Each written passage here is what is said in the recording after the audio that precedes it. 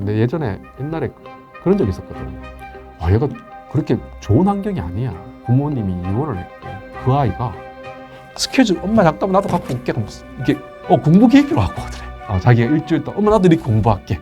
그때 그 어머님이 우셨다고.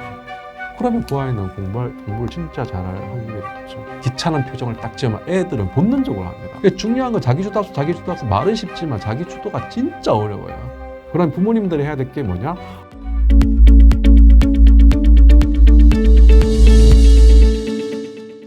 그러니까 저도 대치동에 있으면서 많은 학생 학부모들을 만났지만 혼자 공부하는 시간을 내가 얼만큼 많이 가지느냐가 결국은 승부거든요. 그러니까 이게 뭐냐면 홍보 시간이라는 걸 뭐냐면은 내가 그냥 학원에서 주어진 교재 숙제했다 다 했다 이게 홍보 시간 아니거든. 본인이 수업을 듣고 본인이 문제를 풀었을 때 내가 이걸 왜 못 풀었지라는 걸 그 왜 못 풀었지라는 그 답을 찾기 위한 어떤 그 과정 그게 홍보 시간으로 저는 봅니다.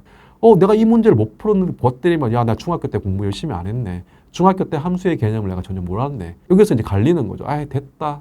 책 덮자. 이러면서 수포자가 되는 거고 공부에서 아무리 좋은 학원, 아무리 좋은 선생, 아무리 가외를 들인다 해도 쟤는 성적이 안 나오죠.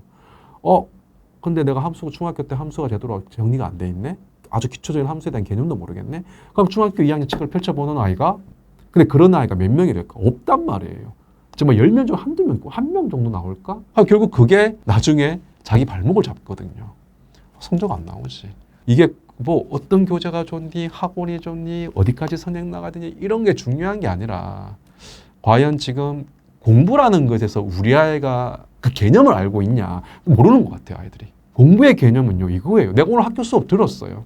수업 시간에 100% 이해하는 애가 몇 명일까? 있을 수도 있지. 100% 이해했어. 그럼 여기서 해가 되니까 내가 이 수업 시간은 내 100% 이해했어. 그러면 여기서 이 수업 내용과 관련된 심화된 내용이 뭘까? 심화 교재 많잖아요. 그걸로 공부하면서 내가 오늘 배운 내용에 대한 좀 약간 어렵고 깊이 있는 문제를 또 풀면서 본인의 어떤 역량을 키워나가는 거. 이게 공부거든요. 수업 시간에 내가 몰라. 물음표야. 선생님 말은 무슨, 그러면 모르는 걸 알도록 아는 게 공부잖아. 근데 또 잊어버리잖아. 일주일 전에 또 까먹잖아. 복습해야지. 안 잊어버리기 위해서. 그게 중간고사, 기말고사인 거예요. 시험을 통해서 네가 반학기 동안 했던 거를 공부했던 걸 네가 한번 정리를 해봐. 중간고사. 이후에 또 반학기, 기말고사. 내일 중간고사가 어제 봤던 수업했던 내용을 내일 시험 문제 나오는 거 아니잖아요. 반학기 동안 공부했던 거다. 결국 복습하라. 복습해서 다시 또 익혀라. 이게 공부거든.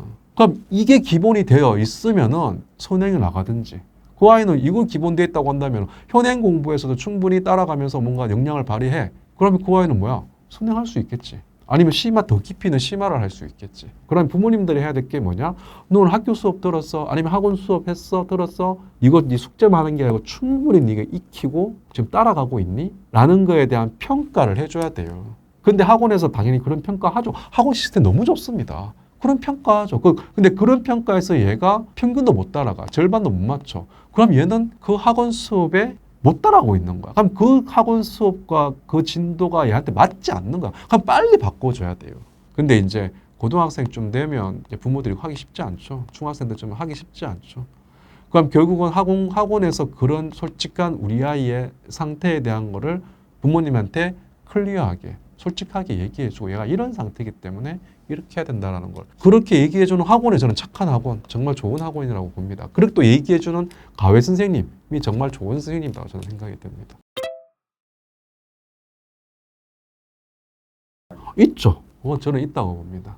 그게 선천적인 게 아니라 물론 DNA도 저는 무시 못한다고 봅니다. 근데 중요한 거는 뭐냐면은 그 아이가 눈을 뜨고 뭔가 사물을 인지할 시점부터의 환경이 정말 다 중요하다고 봅니다. 말로 표현은 못하겠지만 본능적으로 판별할 수 있는 분위기가 막 집에 책이 많아. 막 엄마 아빠는 맨날 책만 보고 막 그래 분위기가 그래. 그러면 그 아이는 공부를 진짜 잘할 확률이 높죠. 아이가 딱 봤을 때 아빠는 맨날 핸드폰 보고 유튜브 보고 있고 맨날 뭐 하고 있고 놀고 있는데 내보고 공부하라고? 공부 안 합니다. 근데 생각해 보세요. 또 아이가 막 이제 옹알이 하면서 무슨 말할 때마다 막 끊임없는 질문을 할 거잖아. 엄마 이게 뭐야 저거 뭐야. 그걸 정말 진심 어린 투로 가르쳐주고 그거는 말이야. 설명해주고. 근데 그런 질문 귀찮은 표정을 딱 지으면 애들은 본능적으로 합니다. 생각해 보세요. 내가 갓 태어난 아이 태어나서 애가 이제 모든 사물을 보면서 옹알옹알 막 완전 지적 호기심이 충만할 텐데 이게 뭐 저게 뭐 신기할 텐데 그 질문에 대한 첫 번째 답을 듣는 사람이 누구냐? 부모거든요. 근데 그 부모가 답변하는 게 상당히 무성의하고 상당히 귀찮아. 그러면 그 아이는 본능적으로 와 나의 어떤 호기심을 충족시키지 못하는구나 내 부모님이. 그러면 그 친구는 내가 다친다고 해야 되나? 그래서 저는 환경이 정말 중요하다고 얘기를 하거든요. 노말한 포인트. 노말한 포인트는 제가 말씀을 드린다고 한다면 우리 아이는 그 영어 유치원도 안 보냈고요. 그냥 우리 아이 태어나서 어린이집 보내고 그냥 평범한 유치원 가고 1학년이 아주 행복하게 해피하게 보냈어요. 구구단 다 외웠어요. 한글 쓸 수 있습니다. 그냥 이 아이 그냥 열심히 학교 생활하고 있어요. 라고 하면 이제 그 일반적인 아이인 거잖아요. 초3이 됐을 때는 이제 이 친구한테 해줘야 될 게 뭐냐 하면은 한 가지밖에 없어요. 조급할 필요 없어. 초3이 딱 되면 3학년 시간표, 일주일 시간표, 학교 시간표 있잖아요. 그 시간표를 딱 냉장고에 붙여놓고 오늘 하루 수업 들었던 내용 집에 와서 복습을 무조건 시키세요. 3학년은 부모님들이 조금 케어할 수 있거든요. 필요하다고 한다면은 인강이랑 같이 EBS 좋잖아요. 그 인강을 통해서 똑같은 진도에 맞추어서 오늘 수업 들었던 내용을 세팅해 놓고 모르는 거를 네가 알도록 오늘 수업했던 거 집에 와서 복습, 월화수목금 그리고 토요일 날은 일주일 동안 수업했던 거 토요일 일요일 복습 그 다음에 일요일은 우리는 열심히 놀자. 이 패턴을 3학년 때부터 잡아주는 게 중요합니다. 3학년 1년 동안 이 아이가 꿋꿋하게 그 루틴을 찾아간다고 한다면 이 친구는 이제 그런 루틴으로 계속 4학년, 5학년 쭉쭉쭉 갈 겁니다. 아이가 엄마 나 이거 학교 수업은 너무너무 할 거 너무 힘드네 수학이 어렵네 라고 하면 거기서 이제 학원을 보내주시면 되고요. 절대로 뭐 학원 막 어떤 아이는 막 중학교 선행과정 나가는데 막 거기에 막 주눅들 필요 없습니다. 기준은 무조건 학교 수업, 학교 현행. 우리나라 교육과정이 정말 과학적으로 아주 잘 설계되어 있습니다.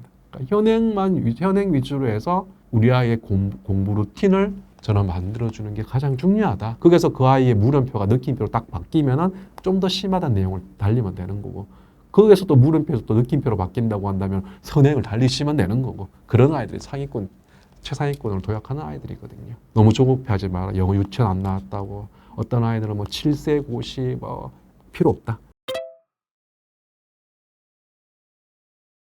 자기주도 학습이 뭔가요, 여러분? 스스로 공부한다? 예, 맞죠. 근데 전제가 있죠. 뭐가 필요합니까? 동기가 필요하겠지. 이게 중요한 핵심 포인트입니다. 우리 아이가 스스로 그 동기를 찾을 수 있냐는 거지. 본인 스스로가 공부해야 될 것 같은데? 내가 이거 부족한데? 해야지. 공부하겠죠. 자기주도 학습자죠. 중요한 건 이거를 애들 못 찾거든, 대부분의 아이들이. 자기 부족한 건 모른다라는 거지, 공부에서. 중요한 건 자기주도 학습. 말은 쉽지만 자기주도가 진짜 어려워요. 스스로 공부하는 게 이게 자기주도 학습이 아니에요. 그 이전에 그 계기, 자기의 부족함을 알고 그 부족함을 채우기 위한 어떤 동기, 이게 우리 아이 스스로가 발현됐냐라는 거지. 저 전문적으로 표현하면 내적 동기, 외적 동기 이런 얘기 나옵니다. 중요한 건 내적 동기죠. 외적 동기는 중요하지 않습니다. 야, 피자 사줄게 열심히 공부해. 피자 얻기 위해서 열심히 공부하지. 자기 그 부족함을 채우기 위한 공부는 아니거든. 피자 안 먹는다고 배고픔을 내가 굶어 죽지 않거든. 부모들이 뭔가 용돈을 더 주기, 그래서 외변에 손주 걸리면 아이패드로 바꿔줄게, 최신 핸드폰으로 스마트폰 바꿔줄게. 실질적으로 그거는 일회성밖에 안 되는 거고.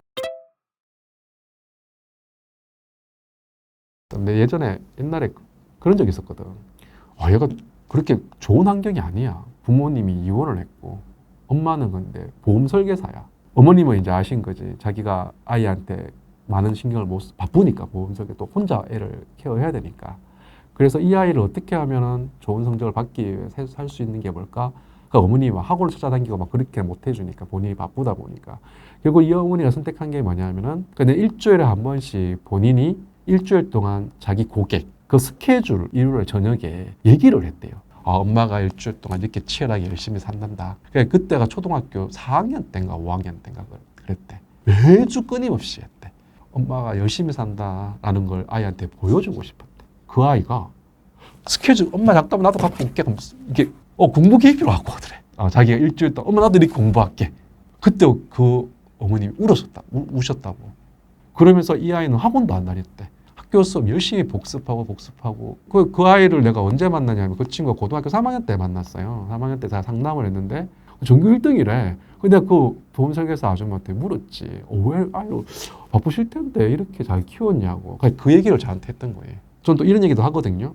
가장 좋은 진로 교육은요. 부모님의 삶의 궤적을 아이한테 솔직하게 얘기하는 겁니다. 아빠 지금 이런 직업이고 이 직업을 얻기 위해서 아빠는 어떻게 어떤 과정을 통해서 이 직업을 지금 얻어가지고 지금 우리 열심히 살고 있어. 부모님들의 어떤 초등, 중등, 고등, 대학 이후의 삶, 이 삶의 궤적을 솔직하게 얘기를 해주는 게 진로교육의 핵심입니다. 네, 핵심.